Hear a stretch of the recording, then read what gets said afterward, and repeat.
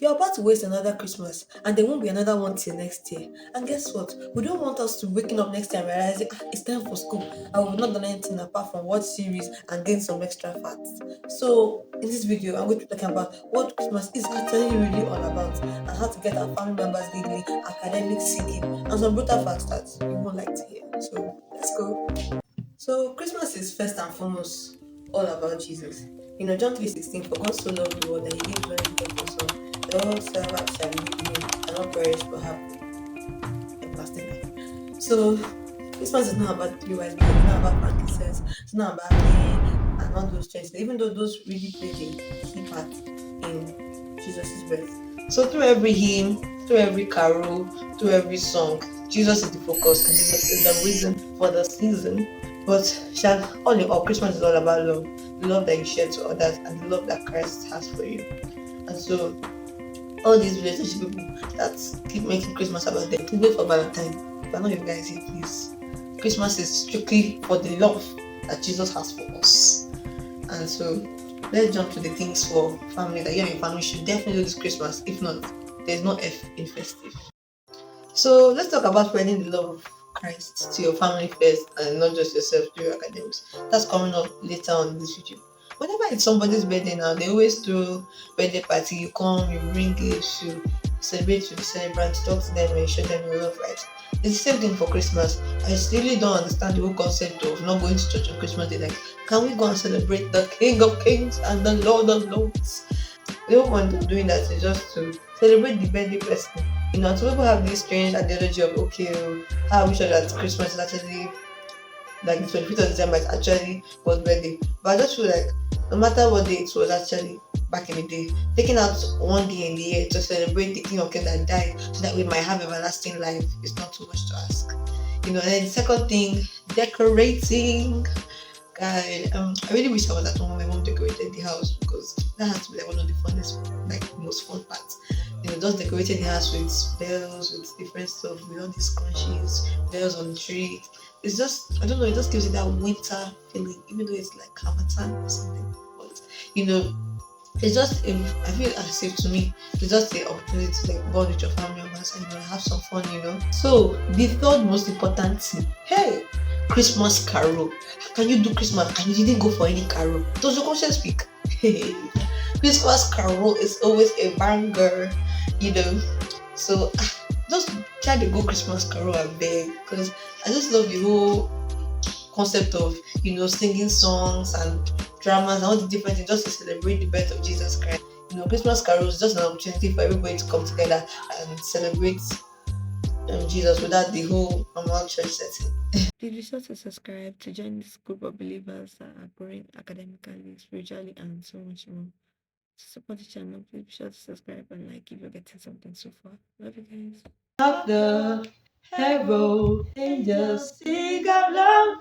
Of the herald angels sing. Angels sing. And last but not the least, any extracurricular activities that can give you and your family opportunity to spend with each other is what you should be doing this Christmas. Yes, we are going to be reading our books and all that. Oh yes, yes, yes. But reading has to reduce. I can't rely, because this is an opportunity to, give your family your all. Go on that travel, do that family Bible plan, do that karaoke game, watch that movie, man. Go out. I don't know anything. It doesn't. You don't even have to go out. Small things in the house, board games. Cook something together. God, I wish we could fast forward to Christmas. You will see me in the kitchen. But anything that you can just do to spend time with your family, is genuinely worth it.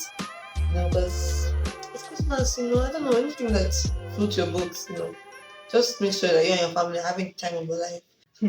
Then Christmas season will finish, and Engineer Joseph will be waiting for you for the 30-page assignment that he gave you. That 48 hours to school, you have not even done the outline.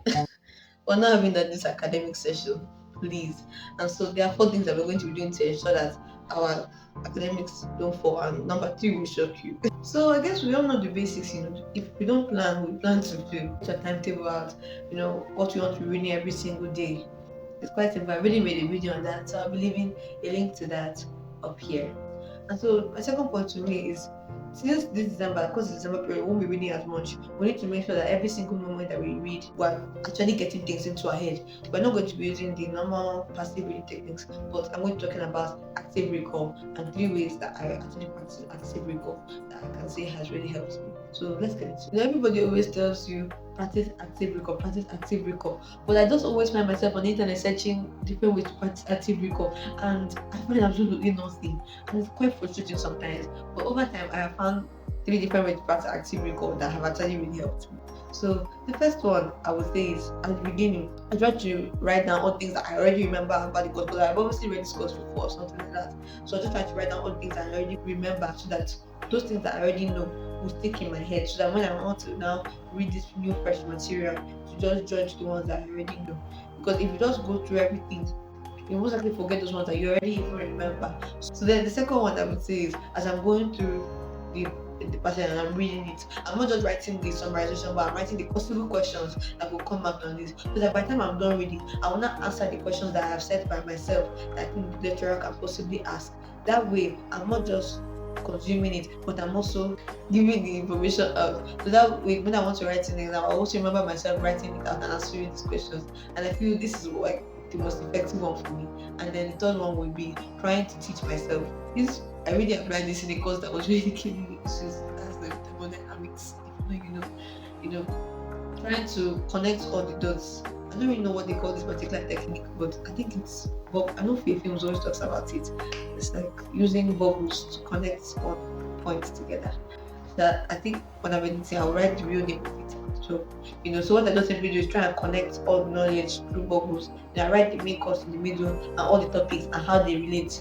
Because our brain easily remembers things that easily connect together. And so that way you practice active recall and you actually remember what you taught, because I know that teaching it to other people is a very beautiful way to remember things. And sometimes you might not always have someone to teach, but by teaching yourself, you will therefore remember it better.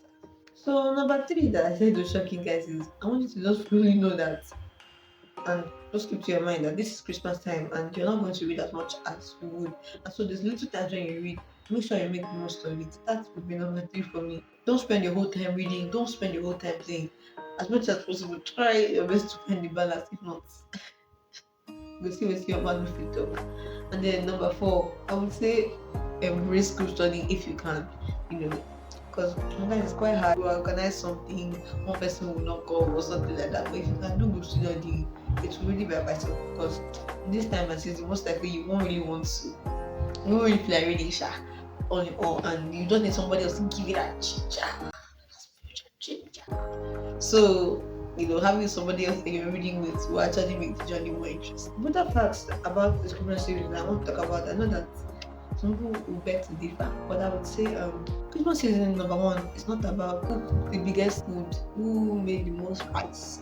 It's not about the food.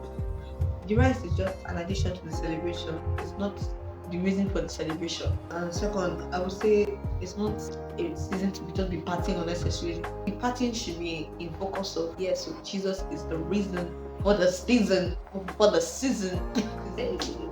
So, and number 3, it's not the buy the flashes from, buy the flashes this to try and impress only God to be, but it's not the season to just waste money anyhow on expensive things just to prove a point. January is still coming. Calm down, relax. And so remember that Jesus is continually the reason for the season.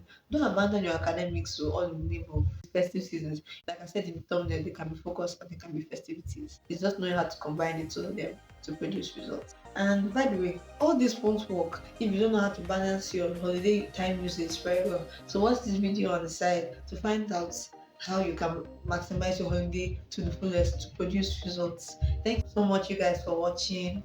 It's been a lovely year, guys. This is the last video for the year, so I'm really gonna stay substantial tools.